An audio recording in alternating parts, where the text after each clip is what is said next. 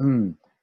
I hope you did follow through with what I asked you to do and that you watched Anders Brownson's video on blockchain technology.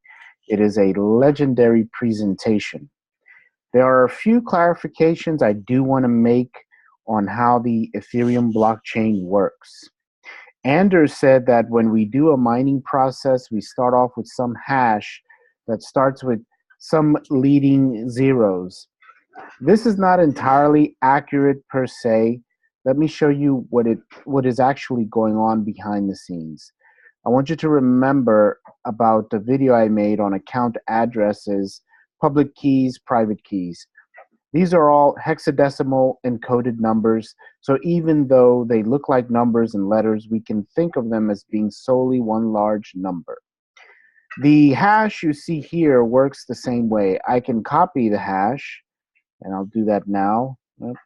Pardon.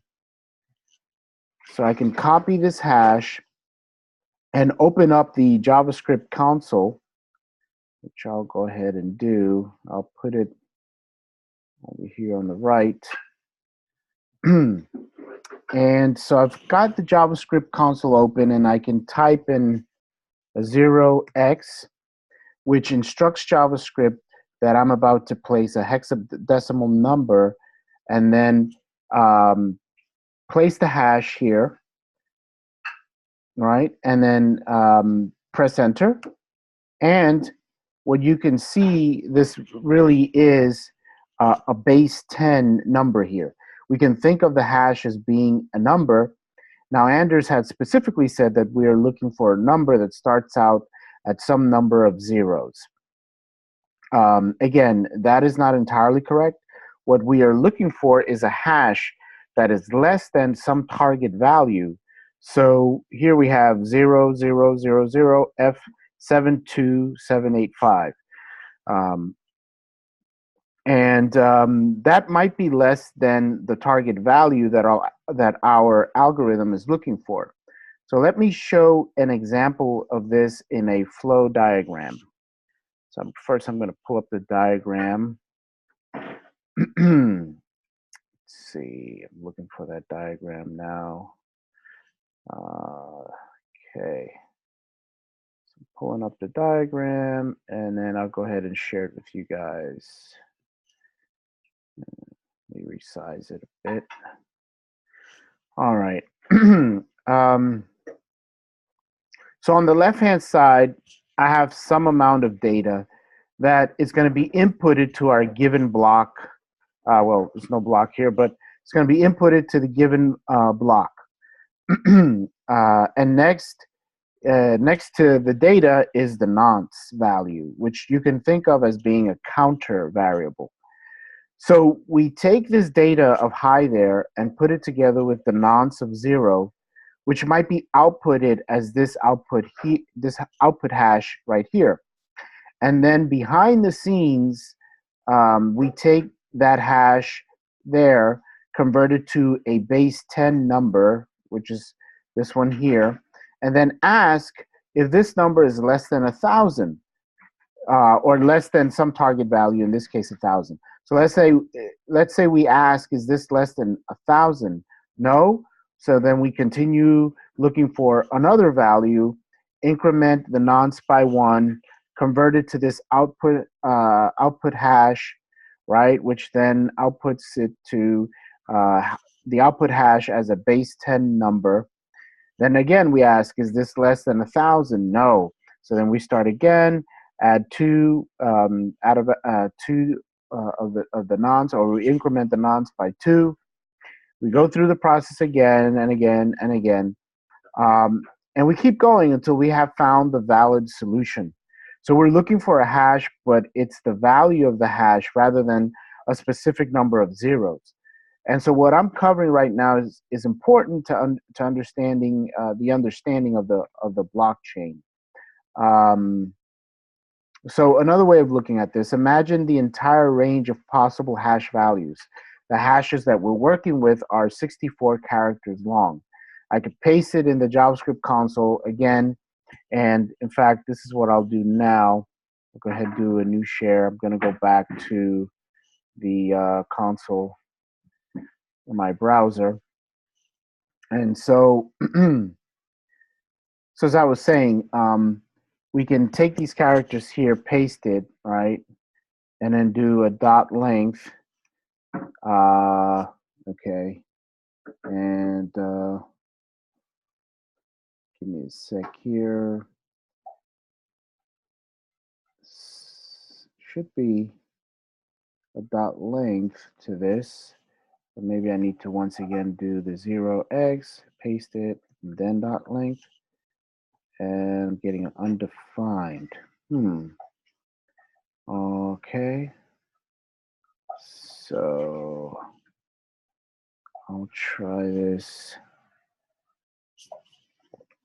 one more time in this manner. And then if not, okay. Should be getting a length. All right. Well, okay. So we'll have to skip that. So the idea of what I was trying to do there, I'm not certain why it's not working at this point.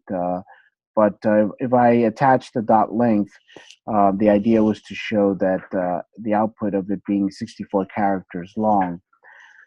So if we imagine the entire range of numbers that can be encoded in that 64 character string, it can range from all zeros, which would be a base value of 10, or it can be all Fs. And I'll show you a diagram of that since the dot length didn't work there. I have another diagram to show you what I'm referring to. All right.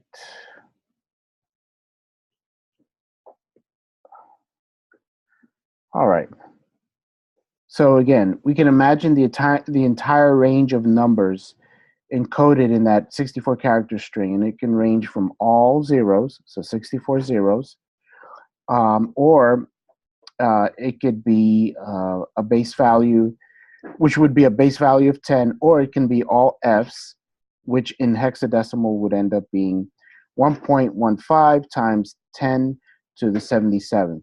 So imagine this as someone giving you a giant handful of dice, like 64 dice in your hand, and someone tells you, I want you to roll those dice until you come up with the value of the dice that's less than 100. So chances are you're going to have to roll those dice many times before you eventually come up with something that totals less than 100. Again, this is a critical idea to wrap your head around. And so let me explain this with yet another diagram. So first I'm going to pull up the diagram that I need.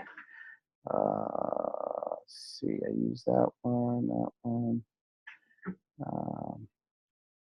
Make sure I'm using the right diagram. Okay, I think I've got it. And go ahead and share it with you guys. Okay.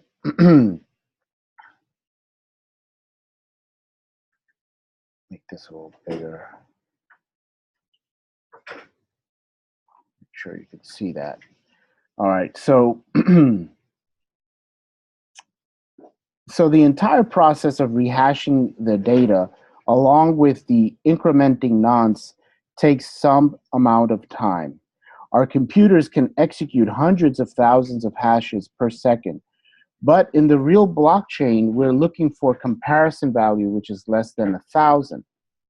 Even though our computers can run this quickly, we have to run so many hashes to find that random number that it ends up taking many seconds of time in the real world. That time is called block time. So that is the amount of time it takes to run these hundreds of thousands of hashes until we find that final value that equates to what we're looking for.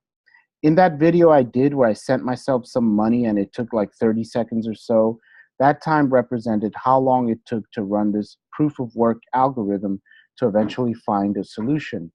It was a block time of about 30 seconds. In reality, it was less than 30 seconds to run the proof of work algorithm. But once a node on the Ethereum network finds the solution, it has to share that solution with other nodes. So that is what adds up to the 30 seconds. The Ethereum network has a target block of 15 seconds. So there's another diagram that I have. Well, actually, let me think about this. So ideally, in the perfect world, to calculate one block, it would only take 15 seconds of time, and the network moves on to the next set of transactions. But in practice, that varies. So what is happening behind the scenes is that kind of difficulty target. So like looking for less than 1,000. So that number ends up being adjusted over time after every single block is calculated. The network looks at how long it took to calculate every single block and says, okay, if this was really high or way too long, then let's raise the target number because that makes it more likely that someone will find the target solution more quickly. So we would have a flow like you see here. Maybe we would start off with finding a hash less than 1,000. That's the requirement. And with it, it took the entire network 20 seconds to find a solution. So the network says that it took too long to find a solution. So we want to calculate a block within 15 seconds. So let's raise the difficulty limit rather than less than 1,000. Let's try to find a hash of less than 10,000. So the block time goes down to 5 seconds. And then the network says, well, that was way too fast. Let's decrease the limit. And we now go down to 5,000. So we're trying to find a value or hash of less than 5,000. And this takes 17 seconds, and maybe the network feels that's okay, that's not too bad, but let's try to find a hash of less than 4,000 on the next block so we can get closer to that 15 seconds. So you may be asking, why is there so much variance here? Why do we have to adjust this difficulty target between blocks? Well, the number of people on the Ethereum network is always in flux. Some people might be starting up their nodes, and others might be turning their computers off. So at any given time, the number of people calculating these hashes is always changing. So this is the difficulty target. This difficulty target has to be adjusted between every block to meet the actual computing availability of the Ethereum network. And so what I'm going to do now, I'm going to provide you a website. I should probably pull up the website first. Give me a sec, guys. I'm going to pull up this website. And here we go.